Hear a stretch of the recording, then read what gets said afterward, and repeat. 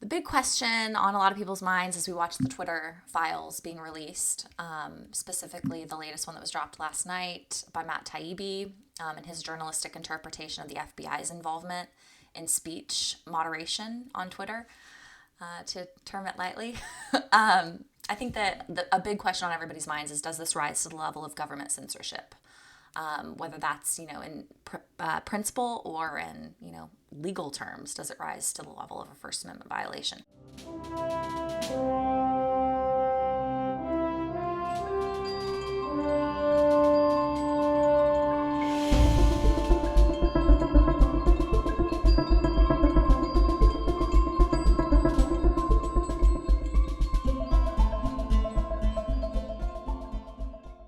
I think before a lot of people can even find themselves grappling with that question, there are a lot of other kind of mental and ideological hoops that people have to jump through, and I'm seeing a lot of it. There's a large chasm right now between the people who are like me, who are thinking they're like, this is a really interesting story, and it's pretty bombshell in a lot of ways. There's not just one smoking gun, there are many. And it's a really illuminating peek behind the curtain of how these decisions are made at a level of a corporation like Twitter.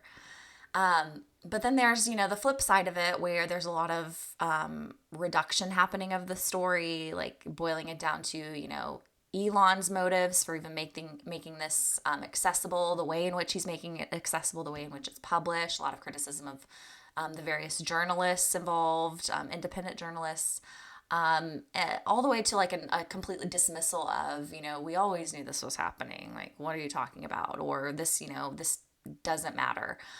So I think that those hoops that people have to jump through are questions like, does this even matter in the first place? Do we even care if governments, big corporations, so on a corporate and government level, if our very speech is being controlled? Do we care, like, where's our line? Like individually as a person, like, where do I care if the line is? Is this data, like, is this real? Like, can we really trust this in the way that it's being published? On what level is this happening? I think is a question that we have to jump through. Like, if it fits our ideological perspective, are we okay with it? What if it didn't? What if it doesn't in the future? Would I still be okay with this happening? So kind of like, am I okay with this happening if it's in the direction that I like? So I think that there are a lot of questions and, like I said, mental hoops that we have to jump through to even like bring people into the conversation that many of us are trying to have on, like, what are the implications of this? Is there, like, looking ahead to the future, is there some kind of legal recourse to hold people accountable, and or like a regulatory mechanism to prevent this from happening? Because I'm asking questions like, Twitter is relatively small compared to, the Google/YouTube and the Facebooks of the world. So, what would if this is what the Twitter files look like, what would the Facebook files look like? I can only imagine as like an ordinary person seeing that ordinary low follower count people on Twitter were getting flagged by the FBI for various levels of censorship that Twitter then actioned on those accounts. Like, what is YouTube doing then? Like, Google through YouTube, is Google, as you know, owns YouTube. But the first question I think that we have to talk about is, does this even matter? So, and I'll kind of take you through a few questions if you'll just go on this, 5-step journey with me with an open mind. And as you like kind of back up, take a step back from this and just ask yourself, does the topic of censorship even matter? So, what we had previously is all of the people screaming shadow banning, and there's censorship happening, and people are being quietly like de-amplified, or strikes are being given, ability to post is being limited across big tech, not just Twitter. But this has been kind of like popping up pretty loudly on, especially the conservative side, people who are questioning elections, people who are dissenting against the war in Ukraine, people who are questioning the COVID narratives and the efficacy and safety of vaccines. So those kinds of people tend to be the people who are going, wait a second, what is happening with my account? What is happening with my friend's account? I can't search somebody's name. And for years now, we've been told, the public perception, from my view, has been more like, come on, you crazy conspiracy theorists. Almost like the implication is, really, are you that arrogant? Like, you think that more people should be seeing your stuff? Like, maybe you're just not popular and what you have to say is just like wrong and unpopular. That tends to be the public perception, which to me is more concerning than what's also been happening at the corporate level, which is that Twitter CEO Jack Dorsey, under oath to Congress, said that shadow banning was not happening, categorically said, we don't do this. Twitter said, they tweeted it out. Twitter said repeatedly, we don't do that. Like, we do not, on any level, like, shadow ban or de-amplify based on ideology. And the Twitter files show that undeniably they have for quite some time. And the extent to which they've done that, the ways in which we've done that, we've only begun to see like the tip of the iceberg as these Twitter files drops have come. So that's the kind of, does this matter? Do I care if big tech and or government are controlling what we say and therefore what we learn from each other? Are they controlling our public discourse? Would you care? Ask yourselves honestly, would you care if AT&T and Verizon were putting static on your phone calls because they didn't like what you were saying? Would you like if your text feature wasn't working? Would you like if your Wi-Fi signal was interrupted because of your speech? Because that, to me, is kind of the best way that I can kind of put this metaphorically. And like, I mean, Twitter is a tool. Twitter is a tool. It's not just a fun, we think social media is like in a category of its own, and in a big way it is, but it serves, people have said for years that Twitter specifically serves as kind of the public square of our discourse. It's a place for ideas. It's a place for opinions. It's a place for journalism. It's supposed to be a place where people can speak freely within, obviously, legal parameters. But as we can see from the Twitter files, just to also kind of back up and give you like a little sampling of some things that have come out of this. First of all, this isn't, the FBI meeting with Twitter weekly saying, hey, here's like a suggestion on like a policy, like a principle, if you will. Like, if somebody is inciting this or implying this, we think that it could lead to X, Y, and Z. So therefore, go moderate your people accordingly. No, the FBI was collecting our data, what we were saying, which accounts, requesting location information on particular users from Twitter. They were then analyzing that data. We still don't know how. Were they farming it out to a third party, or were they analyzing them, within the FBI itself? But they were coming back to Twitter with their reports of specific accounts and specific tweets and saying, like, we think that these might violate one of your policies. Basically, we have a problem with these. The implication is go find a policy that they're violating so that you can do something about that. Twitter then took that from the FBI. Some things they said, we reviewed it, we don't find it violative. Many, many things, kind of funny things, they actioned in some way, whether it was an outright strike or a ban, or they made that tweet be deleted, or they put them on a blacklist, so where they were shadow banned, de-amplified some users or tweets they made unsearchable. Like, you couldn't go in and search for certain users on YouTube. You couldn't message like certain stories, on Twitter. I'm thinking YouTube because I'm on YouTube all the time.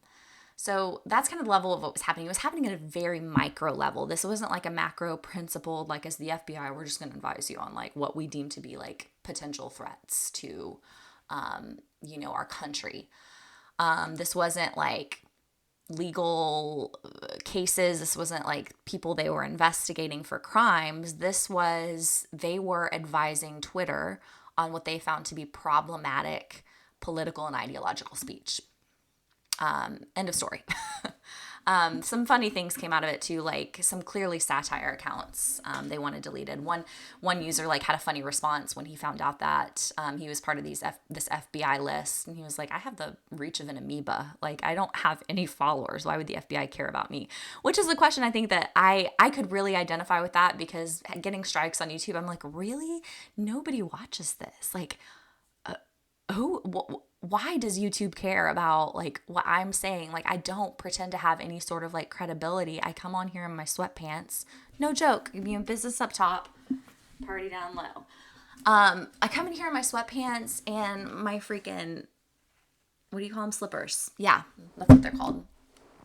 And we're seeing through the Twitter files that on great scale, the FBI has dedicated a team, pulled a team off of other important legal matters that I won't get into, and dedicated a team to policing our speech through Twitter.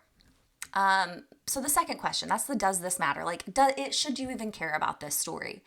If you've listened to what I said, or you've kind of done your own digging and you're like, no, I still don't care, then you can peace out from here on out. If you answered that question like, yeah, those are interesting things to consider, maybe I'm on board with this, might matter in some way, this might have some implications that I care about, you kind of have to ask yourself almost, is this real? And by real, I mean, like, can I trust the source, like, of where this information is coming from? So we know that, and the reason I bring that up is because some people have dismissed it, not because it's not an important story, but have almost questioned the credibility. Like, well, this is like my favorite criticism. They're like free PR for Elon Musk. Like, what are Elon's motives? And that's not the way journalism works. So journalism works by, regardless of who your source is, all you care about is like, what's true. Is this information real? Is there something here? Cool. Then there's a story. The person really, like, look at WikiLeaks and a million other examples. The person like providing the information always has a motive. I'm sure Elon has a motive, and Elon deserves, all of he should be open to criticism and questioning, just like, every other public figure who has any sort of power. But the reality to me is he opened up all of this information to several, not just one, independent journalist, some who have criticized him in the process, by the way. But is this real question? I'm more so talking about what tends to be a question that crops up with a lot of what half the country considers to be big stories, and what the other half is like, a common one I hear is, well, if this is real, then why can't I find it on a major media outlet? Why, then if this were important, CNN and Fox, and even though in this case Fox is doing some reporting, CNN and Fox and MSNBC and the Washington Post and the New York Times, like, we would see it. If there was something here, we would see it. And so it's kind of, people still have this kind of block in their minds where they're like, if I don't see it on all of the major media outlets, or even some of them, then it must be like worth an eye roll at best. Y'all, with this story specifically, we're talking about government agencies meeting with Twitter. If that's the story, and we know what kind of ideological funding and environment our mainstream media is in right now, do you really think that major media outlets are going to implicate themselves, even tacitly, by giving a nod to this story in a serious way? If major media outlets were to take this story seriously, they would be forced to reckon with their own involvement in controlling information and propaganda and what is being disseminated to their viewers and listeners. If you think that the media is going to, the mainstream guys, the big six, and all of their affiliates, there are thousands and thousands of affiliates all across the country that most Americans watch on a regular basis, and many still for some reason trust. If you think that they're going to report on stories like this seriously, they may report on it, in a smearing kind of way, questioning Elon, or, some of the kind of counterpoints that I brought up that are, still valid questions to ask. But use that as a grounds to utterly dismiss the importance of government involvement in our very speech. This amendment number 1, like, it was the first one, the very first amendment, had to do with free speech.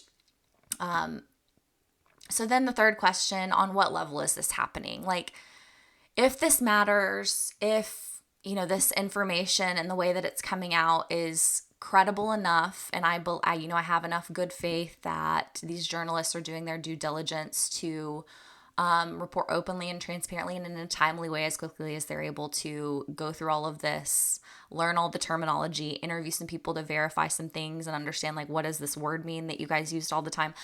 Do I trust that process enough to look at this story and take it seriously on some level, and then start to grapple with some serious questions? Then you can move on to question number 3 with me, and that is, on what level is this happening?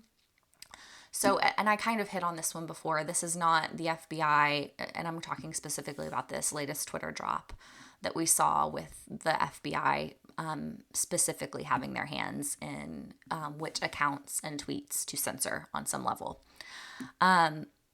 So it's on a very micro level. It's not, I think a lot of people would be okay kind of dismissing this as, well, of course, kind of what the FBI tweeted today. Of course, government agencies are going to advise, big companies who have that much pull and influence on information. Of course, they're going to advise them on, for example, look out for Russian hacking in advance of the election, or watch out for this, or kind of advise them on, here are some things that we're seeing as we're investigating crime. So here are maybe some things you want to watch for that might be fake or might be participating in illegal activity, kind of like FBI stuff, right? Stuff related to actual law and crimes, and protection of American kind of information space.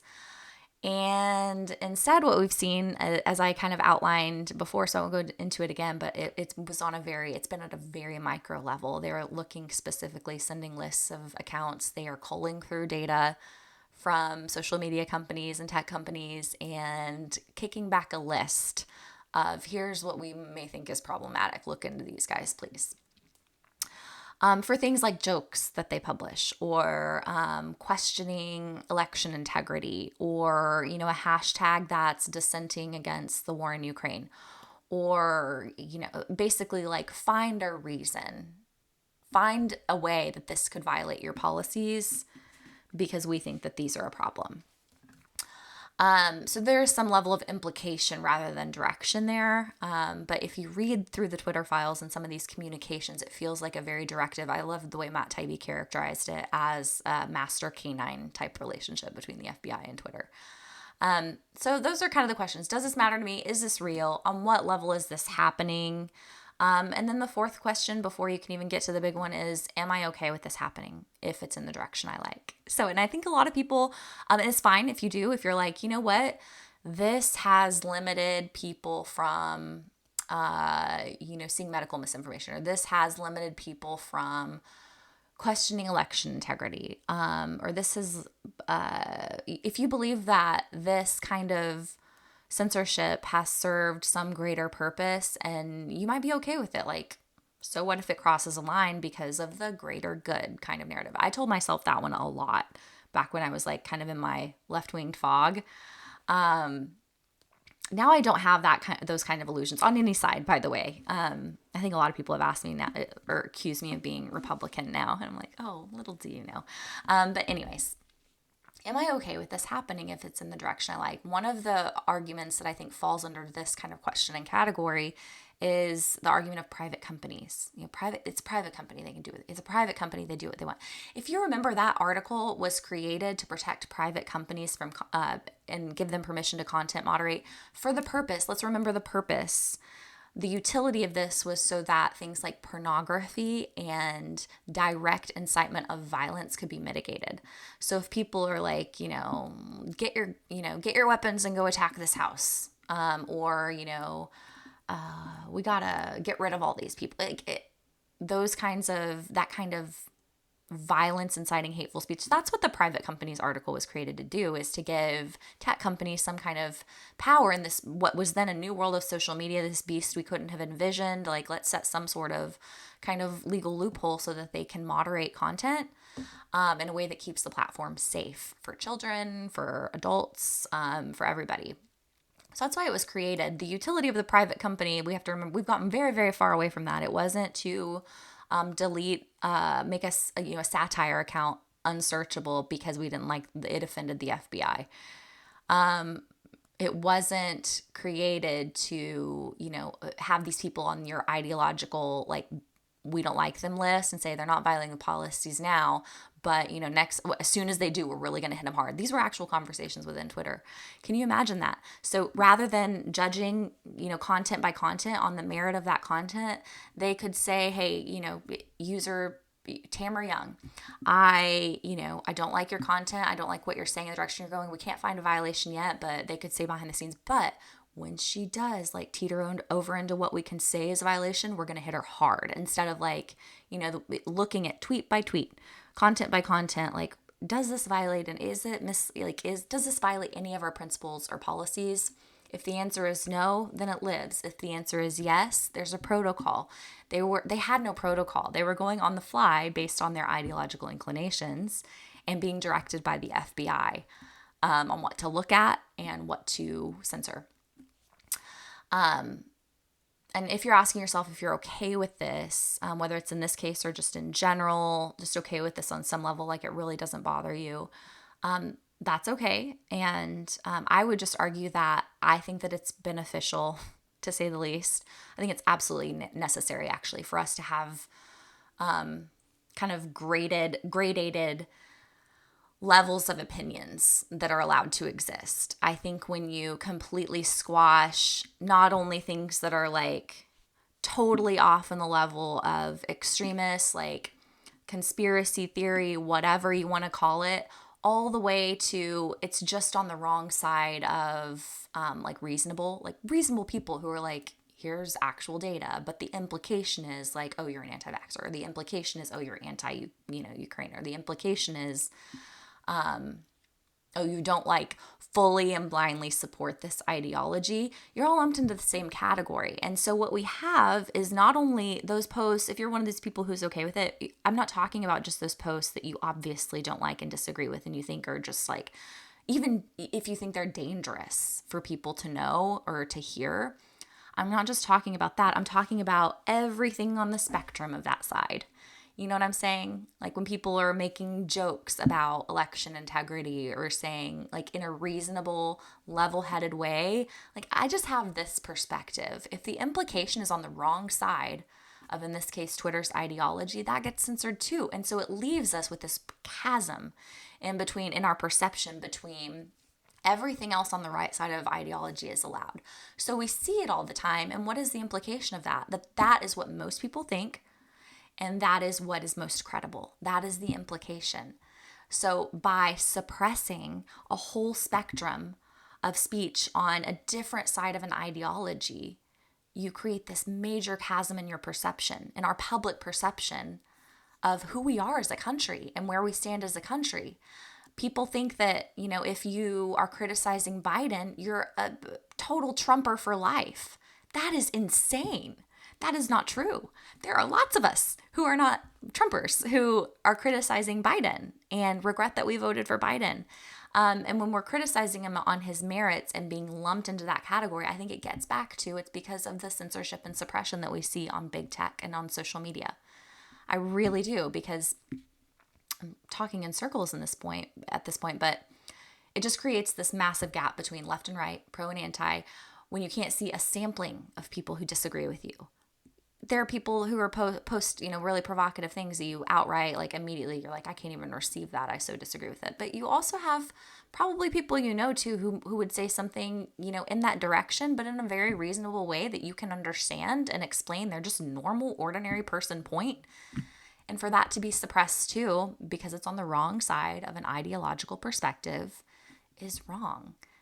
All we're left is with a big lopsided public perception of where America stands. And it's totally, totally inaccurate. Of course, there is this, massive divide in our country. Of course there is, because we're seeing the suppression of people who are going WTF and the amplification of a perspective that is not an accurate reflection of ordinary Americans. Does it not kind of jive in your mind that Twitter seems to be a space, or it has been in recent years, where it's like, oh, like everybody's going to vote for Biden, but then like it's actually kind of a close election. Does that surprise you? Do you think that people are just coming out of their sheds, like in the middle of the woods, and they're just not on social media? No, a lot of people are, but their speech is being suppressed. You can't find it as easily. You can't share it as easily. You just can't know it as easily. You have to look harder for opinions on one ideological side, and I think that that's a problematic thing. Does this rise to the level of government censorship, like a legal First Amendment violation, or at least in principle? Like, we don't want the FBI involved in that. That's for you to decide if you've made it with me through all of those other questions. Thanks for bearing with me on this fun journey. See you next time.